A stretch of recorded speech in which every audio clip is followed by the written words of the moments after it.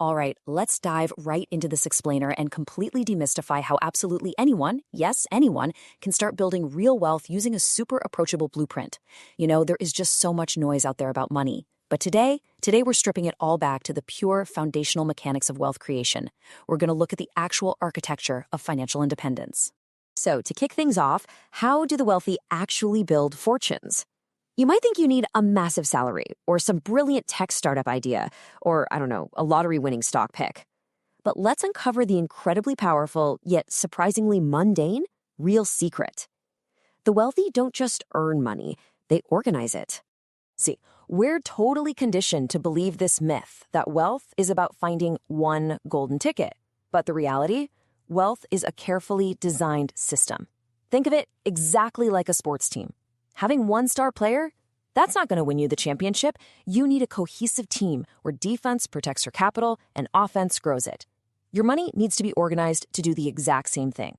Now, here is a number that should absolutely change how you look at investing. 90%. Studies have shown that asset allocation, which is just how you divide up your money, accounts for over 90% of a portfolio's long-term performance. I mean, this completely busts that stressful myth of individual stock picking. It's not about choosing the exact right stock, it's about choosing the right mix. So here is our roadmap for today's explainer. 1. The real secret to wealth. 2. The 3 portfolio pillars. 3. Diversification that actually works. 4. Avoiding the big mistakes. And 5. Start building your portfolio. Let's get right into it. Section 1, the real secret to wealth. Let's lay down the foundational concept for your financial house. So, what even is a portfolio? Simply put, an investment portfolio is just the total collection of everything you've invested your money in. If you have some stocks, a few bonds, maybe some real estate, or even just a standard savings account, all of that together is your portfolio. It isn't some intimidating Wall Street term, it's really just the family of all your investments working happily and efficiently together in a structured system. What makes it powerful is how you arrange those pieces to grow your wealth over time. Moving right along to Section 2, the 3 portfolio pillars. What's really interesting here is how we categorize risk and reward using 3 basic building blocks. Just like a sturdy little house, your portfolio needs these 3 pillars to stand strong. First up, we have stocks, or equities. This is your growth engine. When you buy a stock, you literally own a piece of a company. Now, they offer the highest historical returns, making your money multiply over decades, but they do bring high volatility. Second, we have bonds. These are basically loans you make to governments or companies. They're your stabilizer, providing predictable income and acting as your shock absorbers when the stock market gets a bit bumpy. And finally, cash and cash equivalents. Sure, they won't grow your wealth much because of inflation, but they are your ultimate safety net, giving you the flexibility to handle life's emergencies without being forced to sell off your investments at a loss. Okay, so how do we actually mix these pillars together? Well, a fantastic starting guideline is the 100 minus your age rule. You literally just subtract your age from 100, and that percentage goes into stocks, with the rest sitting in bonds and cash. For example, a 30-year-old's target mix looks like this: 70% in stocks and 30% in bonds and cash. Because a 30-year-old has decades before retirement, they can afford to take more risk and safely ride out the market's natural and sometimes dramatic waves. But watch what happens to this mix when you hit 60. Now it's 40% stocks and 60% stabilizing bonds and cash. This is because your time horizon changes everything. If a market crashes right before you retire, it can be devastating. So this structured shift protects the precious wealth you've nurtured over your lifetime, while still allowing for a bit of growth. Section 3, diversification that actually works. We are going to wonderfully weatherproof our financial house against any unexpected storms. True diversification is so much more than just buying a few different tech stocks. It's actually a multi-dimensional matrix. First, diversify across asset classes: stocks, bonds, real estate. When one falls, another might rise. Second, industries. Don't just hold tech, add healthcare, energy, consumer goods, so a crisis in one sector doesn't sink you. If tech slumps, healthcare might carry you through. Third, geography. Investing internationally reduces your dependence on a single country's economy. And finally, time. Instead of dumping all your money in at once, spread it out over months and years.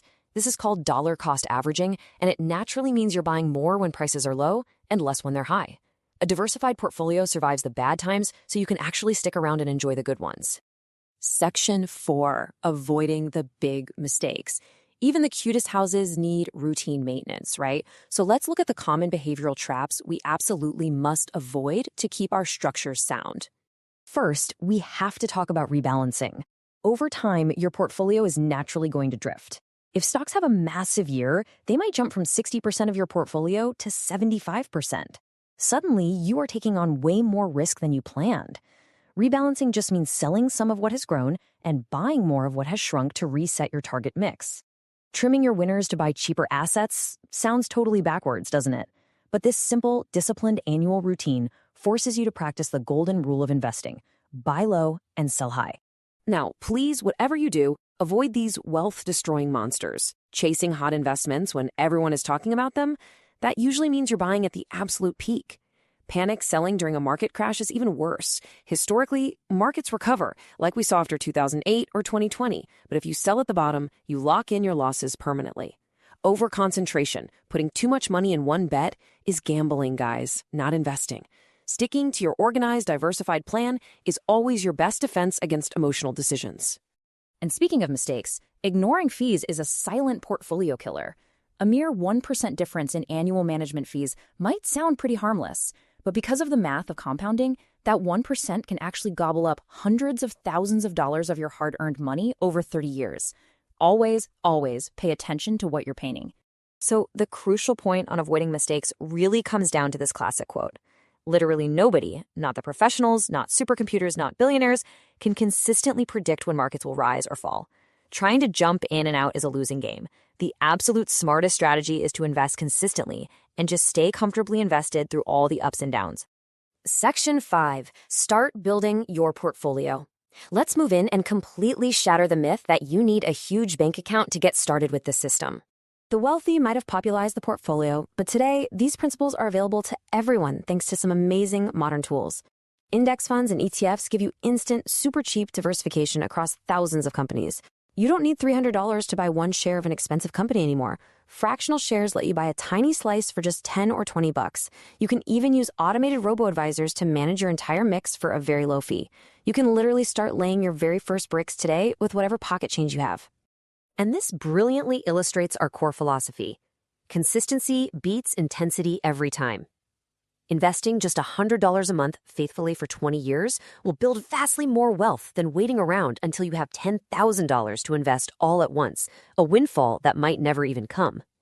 It's not about making a giant splash. It's about letting small, regular actions compound over time. At the end of the day, the secrets to wealth aren't really secrets at all. They're just habits that most people never bother to develop. Diversify. Keep your fees low. Rebalance. Stay invested. Ultimately, the only difference between those who build long-term wealth and those who don't isn't superior knowledge. It's simply taking that very first brave little step of action. I want to leave you with this provocative thought to spark your exciting financial journey. What will your first building block be? Are you going to set up that first fractional share or finally check what fees your current investments are charging? Whatever it is, take that step. I genuinely cannot wait to see the beautiful portfolio you build. Thanks for joining me on this explainer, and hey, happy building!